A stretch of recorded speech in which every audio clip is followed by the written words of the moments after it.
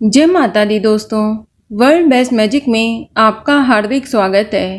कैसे हैं आप सब, ये बताने के लिए कमेंट बॉक्स में जय माता दी जरूर लिखें। दोस्तों, आज हम बात करेंगे माँ दुर्गा के 5वें स्वरूप माँ स्कंद माता के बारे में कि किस प्रकार हम माँ स्कंद माता को प्रसन्न कर सकते हैं। माँ स्कंद माता की पूजा विधि, मंत्र, फूल, रंग और भोग क्या है। इसके अलावा हम आपको इस वीडियो में एक इच्छा पूर्ति उपाय भी बताएंगे। साथ ही हम माँ स्कंद माता की कथा क्या है ये भी बताऊंगी। लेकिन दोस्तों, नवरात्र के 5वें दिन देवी स्कंद माता की पूजा की जाती है। स्कंद माता की मूर्ति प्रेम और वात्सल्य का प्रतीक है।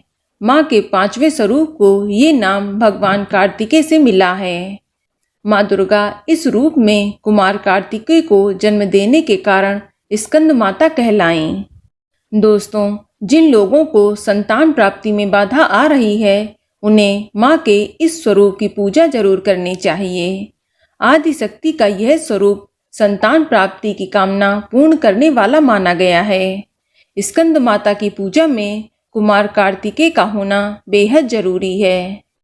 माँ के इस स्वरूप की 4 भुजाएं हैं और इन्होंने अपनी दाएं तरफ की ऊपर वाली भुजा में स्कंद अर्थात कार्तिकेय को गोद में लिया हुआ है। इसी तरफ वाली निचली भुजा के हाथ में कमल का फूल है।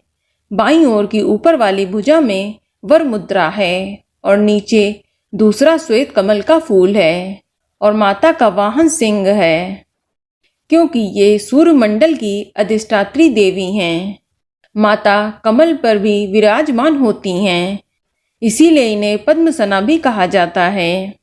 दोस्तों, स्कंद माता हिमालय की पुत्री पार्वती हैं, जिन्हें महेश्वरी और गौरी के नाम से भी जाना जाता है। आपको बता दें कि नवरात्र के 5वें दिन माँ स्कंद माता की पूजा पूरे विधि विधान से करनी चाहिए। आप सर्वप्रथम कलश की पूजा करें। इसके बाद माँ दुर्गा और सारे देवी देवताओं की पूजा करने के बाद एक लकड़ी की चौकी लें और उस पर स्वच्छ वस्त्र बिछाकर माँ स्कंद माता की प्रतिमा स्थापित करें। फिर गंगा जल छिड़ककर शुद्धिकरण करें।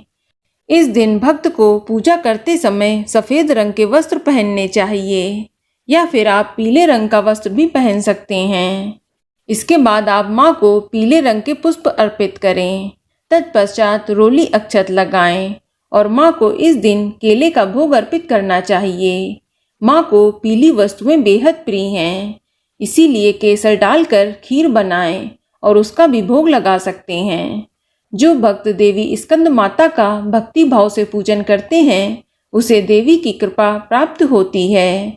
देवी की कृपा से भक्त की मुराद पूरी होती हैं और घर में सुख शांति और समृद्धि आती है। भोग लगाने के बाद आप गरीबों में इस दिन केले अवश्य बांटें, इससे आपको शुभ फल की प्राप्ति होगी।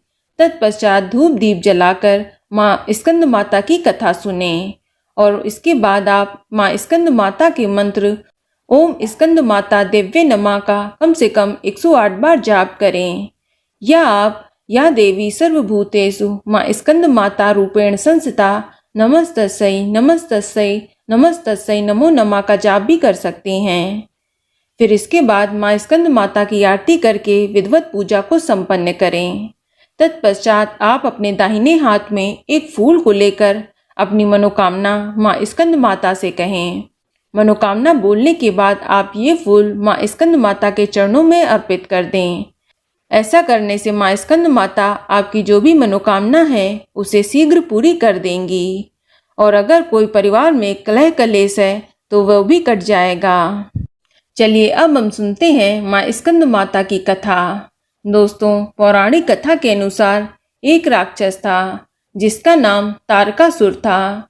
उसने ब्रह्मा जी को प्रसन्न करने के लिए कठोर तपस्या की। उसकी कठोर तपस्या देख ब्रह्मा जी बेहद प्रसन्न हो गए। उन्होंने प्रसन्न होकर तारकासुर को दर्शन दिए। उस कठोर तप से ब्रह्मा जी प्रसन्न होकर उनके सामने आए। ब्रह्मा जी से वरदान मांगते हुए तारकासुर ने अमर करने के लिए कहा। ब्रह्मा जी ने उसे समझाया कि जिसका जन्म हुआ है उसे मरना ही होगा।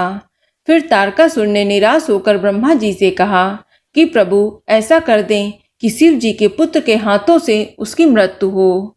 उसने ऐसा इसलिए कहा क्योंकि वो सोचता था कि कभी भी शिव जी का विवाह नहीं होगा तो उनका पुत्र कैसे होगा, इसलिए उसकी कभी भी मृत्यु नहीं होगी। फिर उसने लोगों पर हिंसा करनी शुरू कर दी।